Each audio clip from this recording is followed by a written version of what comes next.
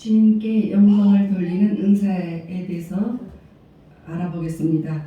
여러분, 아기를 낳으니까요, 엄마가 되어 보니까 아기가 얼마나 예뻐요. 아이가 까꿍 하면은 같이 까르르 웃고, 이게 시간 가는 줄 모르시죠? 근데 이게 나이가 들면 그 아기가 그런데 계속 까꿍놀이만 하면 예쁘지가 않아요. 이제 나이가 들면 공부도 열심히 하고 일을 해야 돼요. 그리고 나가서 돈을 벌고 일을 하면 부모가 볼 때 너무 기특할 거예요. 나엘이가 지금 자라서 앞으로 자기가 뭐가 되고 싶어서 열심히 일하고 그렇게 사회생활을 하게 되면 그 부모가 바라는 일이시죠. 지금 예쁘다고 뭐 졸업하고 나서도 엄마 보고 까꿍 이렇게 하고 있으면 그거는 이게 성장이 되지 않은 거잖아요. 예. 근데 그렇게 하면서 부모님의 바람은 이제 이 아이가 앞으로도 우리 가정에도 도움이 되고 또 너무너무 이렇게 잘 자라기를 원하십니다. 하나님께서도 우리를 불러놓으시고 똑같이 이렇게 똑같은 마음이세요. 그러니까 여러분들이 처음에는 어린 나이의 신앙으로 응애하고 울고 짜증내고 뭐 까꿍까꿍하고 까꿍놀이 하다가 계속 그렇게 가기를 원치 않으세요. 계속해서 우리의 믿음이 성장하기를 원하세요. 그래서 성장을 해서 하나님이 성장할 수 있도록 은혜를 주면 나중에는 은사를 주십니다. 왜요? 그것으로 라일이 같은 아기는 이제 공부를 만약에 잘하게 되면 그 공부 달란트대로 나가서 돈을 잘 벌 수 있다. 그러면 그것이 이제 은사가 되는 거예요. 부모님처럼 그렇게 돈 잘 버는 은사도 있어요. 그리고 또 다른 은사들이 많이 있어요. 그래서 하나님께서 주시는 그 은사, 그것을 잘 발견해서 남은 일생을 하나님과 함께 우리가 일을 하기를 원하세요. 그래서 로마서 12장 3절에 보면 내게 주신 은혜로 말미암아 너희 각 사람에게 말하노니 마땅히 생각할 그 이상의 생각을 품지 말고 오직 하나님께서 각 사람에게 나누어 주신 믿음의 분량대로 지혜롭게 생각하라.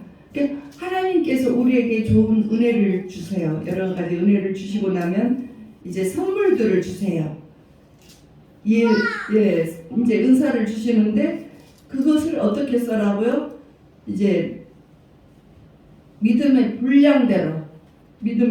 분량대로 써야지. 그거를 막 과하게 쓰는 것은 교만해지는 것입니다. 그래서 이제 은사를 발견하고 활용을 하지 못하면, 내가 있는 은사를 활용하지 못하면 내 삶이 너무 좋아질 수 있는데 놓쳐버리는 거예요. 근데 그 은사를 같이 사용을 하면서 여러분들의 일생을 나가면 여러분들의 일생에 참으로 그 인생이 풍요로워가지고 재미다. 그래서 여러분들이 은사를 발견해서 아름답게 쓰시기를 바랍니다.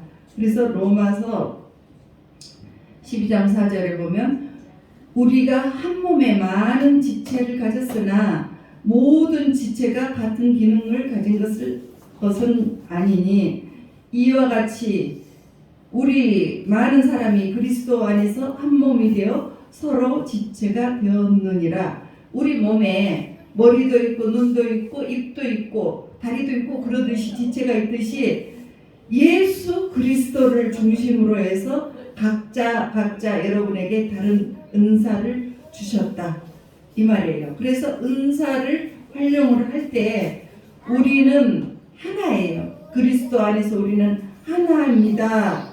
그런 의식을 가지고 나는 그 중에 일부분에 해당이 되지 내가 잘났어 이런 마음을 가지라는 것이 아니에요. 그래서 고린도전서 12장 20절에서 25절 보면 이제 지체는 많으나 몸은 하나하나. 눈이 이 손더러 너 손은 쓸데없어. 그러거나 또한 머리가 발더러 너는 내가 너를 쓸 데가 없다. 이렇게 하지 못하리라. 다 필요하잖아요. 그뿐 아니라 더 약하게 보이는 몸의 지체가 도리어 여기나고 우리가 몸에 덜 귀히 여기는 그것들을 더욱 귀한 것들로 입혀주며 우리의 아름답지 못한 지체는 더욱 아름다운 것을 얻느니라. 그런즉 우리의 아름다운 지체는 그럴 필요가 없느니라. 오직 하나님이 몸을 거룩게 하여 부족한 지체에게 귀중함을 더하사 몸 가운데서 분쟁이 없고 여러 지체가 서로 같이 돌보게 하셨느니라. 그러니까 은사는 왜 주시냐면 서로 돌보라고 주셨어요. 여러분들이 신앙생활을 하다가 어려움이 속할 때 나 혼자만의 기도로 힘이 딸려. 그럴 때 같이 중보기도팀이 있으면 같이 기도를 해줘요. 또 이 돈 버는 은사가 특별히 있는 분들이 있어요. 돈을 같은 나이인데 돈을 뭐 두 배, 세 배가 아니고 10배를 더 버시는 분들도 있어요. 그런 분들도 은사예요. 돈 버는 것도. 그런데 그것을 주는 것은 너 혼자 잘 먹고 잘 살아가 아니고 교회를 위해서 또 가난한 사람들을 위해서 이렇게 돌보라고 특별히 주십니다. 그렇게 해서 사용을 할 때 그 사람에게는 더욱더 많은 재정을 풀어주십니다. 주님께서. 그래서 주님께서 은사를 주신 이유가 있어요. 에베소서 4장 15절에서 16절입니다. 오직 사랑 안에서 참된 것을 하며 범사에 그에게까지 자랄지라. 그는 머리니 곧 그리스도라. 그에게서 온 몸이 각 마디를 통해 도움을 받음으로 연결되고 결합되어 각 지체의 분량대로 역사하여 그 몸을 자라게 하여 사랑 안에서 스스로 세우느니라. 그러니까 은사가 발견이 되어서 서로 봉사를 해주면 교회에서 믿음이 잘 성장하게 되고 어려운 모든 일들이 다 하나하나 해결이 돼 나가는 것입니다. 그래서 로마서 12장 6절에서 8절에서 이제 7가지 사도 바울이 말하는 은사를 설명하겠습니다. 우리에게 주신 은혜대로 받은 은사가 각각 다르니 혹 예언이면 믿음의 분수대로. 그 신약 시대의 예언은 권면하고 덕을 세우고 위로를 하는 것이 그 예언의 은사였습니다. 그리고 또 17절에 보면 섬기는 일이면 섬기는 일로 혹 가르치는 자는 가르치는 일로. 그러니까 여러분들 그 가르치는 일을 이렇게 했을 때 보면 대부분 그 직업이 가르치는 직업으로 연결이 되죠. 예. 그리고 혹 위로하는 자면 위로하는 일로, 구제하는 자는 성실함으로, 다스리는 자는 부지런함으로, 긍휼을 베푸는 자는 즐거움으로 할 것이니라. 그러니까 은사가 여러분들에게 잘하는 은사가 있습니다. 그렇게 이 은사들이 소개가 됐는데 왜 그러한 은사를 여러분 각각 다 다르게 주시냐면 여러분과 하나님께서 함께 일하시기 위해서 그러시는 것입니다. 그래서 에베소서 2장 10절에 보면 우리는 그가 만드신 바라 그리스도 안에서 선한 일을 위하여 지으심을 받은 자니 이 일은 하나님이 전에 예비하사 우리로 그 가운데서 행하게 하려 하심이니라. 그래서 우리 하나님은 이제 우리가 예배를 드리고 예배를 우리가 드려서 예배받기를 원하시지만 또 월요일이 되면 일을 하기를 원하세요, 여러분들이. 그래서 이 주일날에는 각자의 부서에서 자기의 맡은 은사로 하나님 일을 하기를 원하시고 또 어려운 일을 극복하기 위해서 함께 만나서 교제하고 기도하고 또 아프면 치유도 받고 또 어려운 일이 있을 때는 권면도 받고 이렇게 하기를 원하세요. 그렇지만 또 월요일부터는 이제 일을 하기를 원하시는 거죠. 그렇게 하시기 위해서 허락하신 것이 은사예요. 그러면 나는 무슨 은사가 있을까?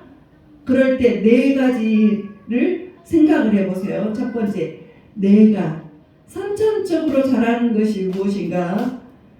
내가 선천적으로 나는 책 가지고 놀고 책을 보는 것이 너무 재미있었어. 어렸을 때부터 나는 뭐 이런 어려운 책, 아빠의 어려운 책을 보면서 놀았어. 그렇게 하니까 아빠처럼 뭐 의사가 되고 또 아빠가 그림을 잘 그리니까 맨날 만들다가 또 화가가 되고 그렇게 선천적으로 잘하는 것이 있죠.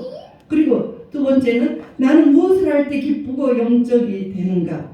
그러니까 특별히 찬양 은사 받은 분들은 찬양을 할 때 막 그렇게 기뻐요. 그리고 섬기는 은사가 있으면 남들 도와줄 때 굉장히 기뻐요. 예. 그리고 세 번째, 나는 누구에게 이끌리는가. 은사는 같은 은사끼리 끌리게 되어 있습니다. 그래서 나를 끄는 매력적인 분이 누구이지? 그러니까 저 같은 경우에도 전에 섬기던 교회가 치유와 축사와 예언 이런 것으로 아주 탁월하신 그 분이셨어요. 그런데 제가 거기에 많이 끌려서 거기에서 섬겼습니다.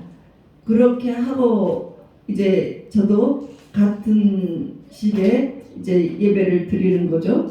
그리고 옆에 사람이 나에 대해서 어떻게 인정을 해주는가. 나는 내가 정말 노래를 찬양의 은사가 있다고 생각하는데 옆에서 자꾸 삑살이 난다고 찡그리고 그러면 그 사람은 별로 그 찬양의 은사가 없는 거예요.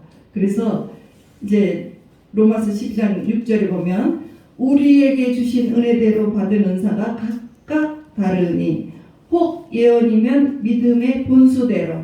여러분, 예언은 정말 좋은 건데 잘못 사용하면 굉장히 교만해지더라고요. 근데 잘 사용했을 때 이와 같은 세 가지 부류로 나누어집니다. 첫 번째, 평신도들에게 임하는 예언이 있어요. 그런 예언은 서로 어떤 일이 일어나기 전에 그분이 다른 사람의 기도에 그 예언을 먼저 받아요. 언니네 사업장에 시커먼 원수들이 들어왔어. 그거 뭐 하라고 그거 주신 거예요? 가만히 있으라고? 그 원수들을 쫓아내라고. 그거 쫓아낼 때까지 어려움이 있었잖아요. 그런 것이 예언의 은사예요. 그래서 권면하고 위로하고 그 문제를 해결하고 덕을 세우는 일을 해줘서 참 좋아요. 그래서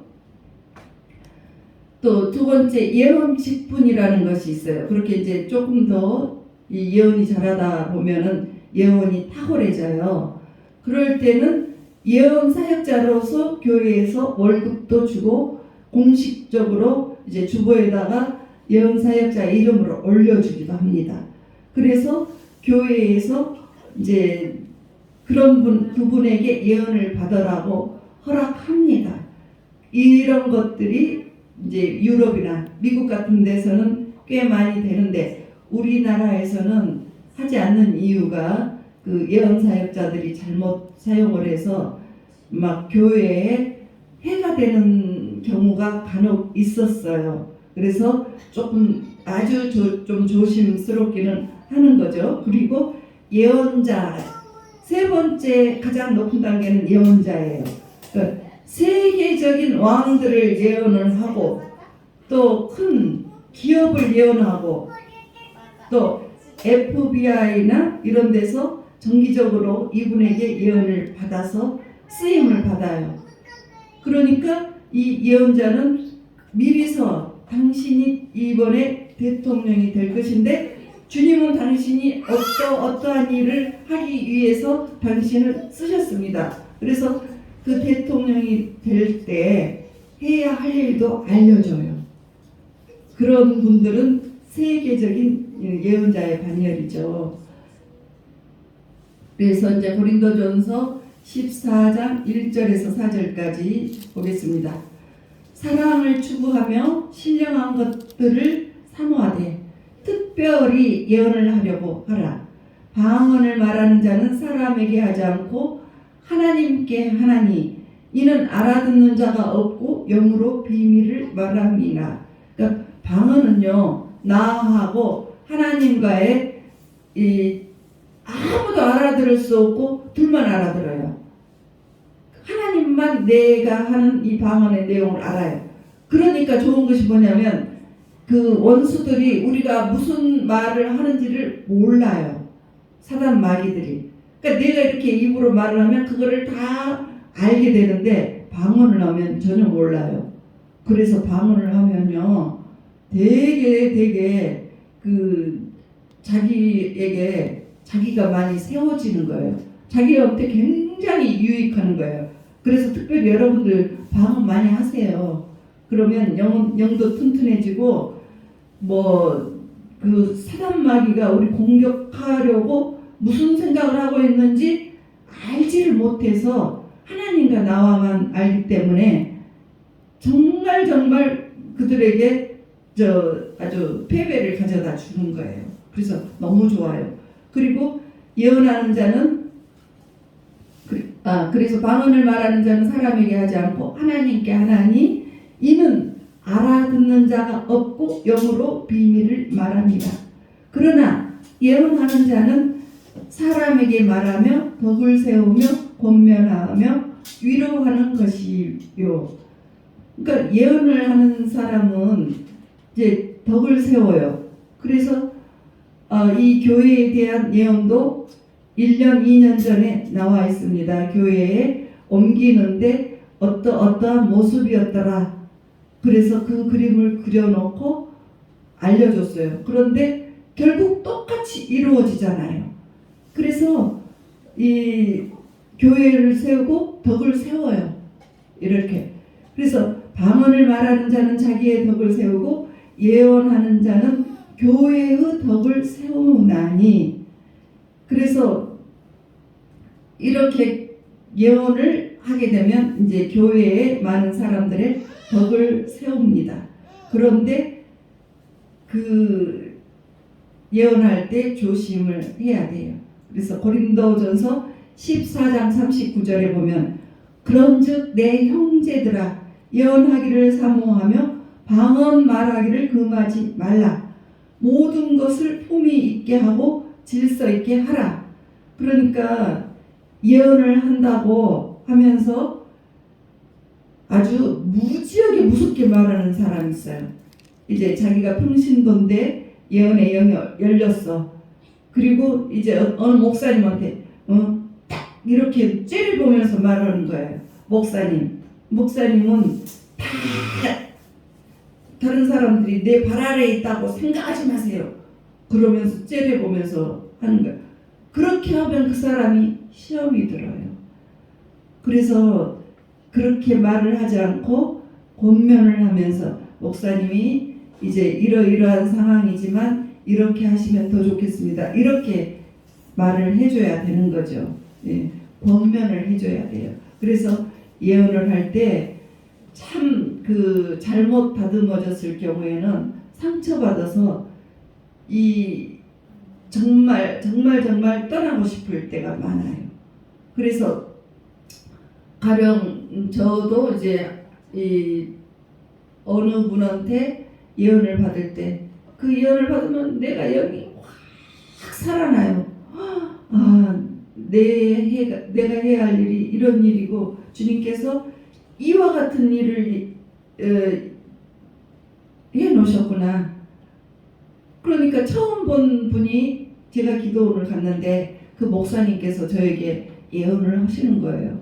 나는 평신도인데 너는 교회를 세울 것이며 뭐 이렇게 세우리라 그러는 거예요. 근데 난 생각지도 못했는데 결국은 꼭 그렇게 됐어요. 그리고 자녀에 대한 예언도 다 나왔어요. 그런데 그 말씀이 굉장히 위로가 되고 너무 좋았어요. 그렇게 예언은 품위 있게 해야 되는 거예요.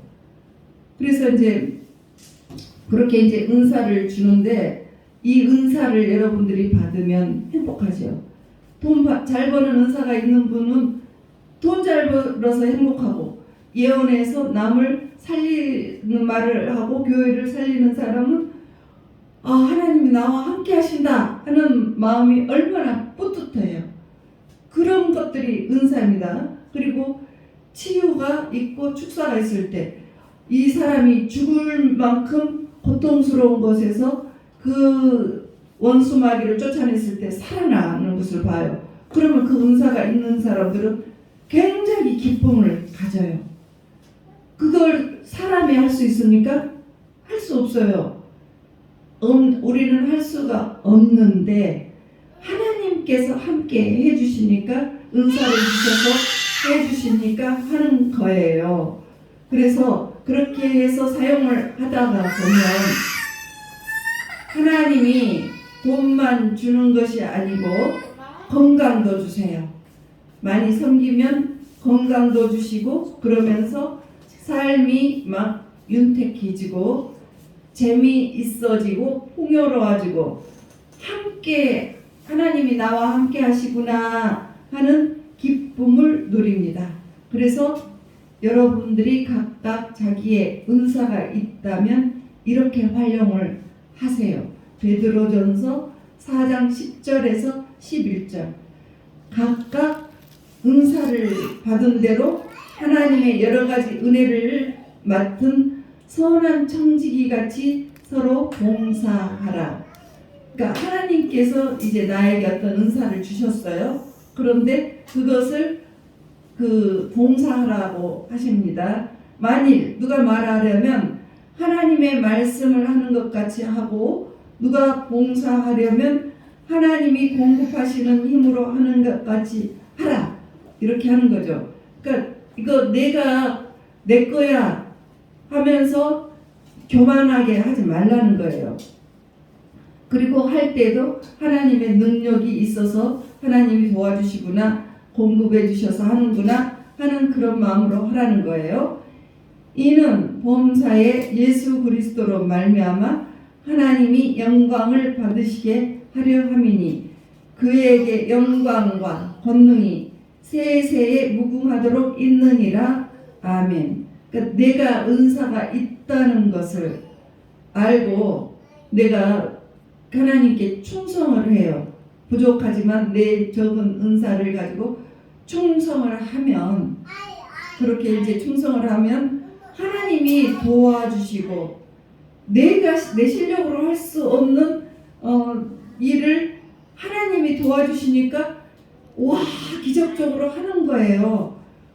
그런 것을 통해서 하나님께서 나와 함께 해주시네 하는 그 굉장한 뿌듯한 마음을 느끼게 되는 거예요. 그래서 내가 하나님께 죽을 때까지 충성을 하리라 하는 마음을 갖게 되는 것이죠.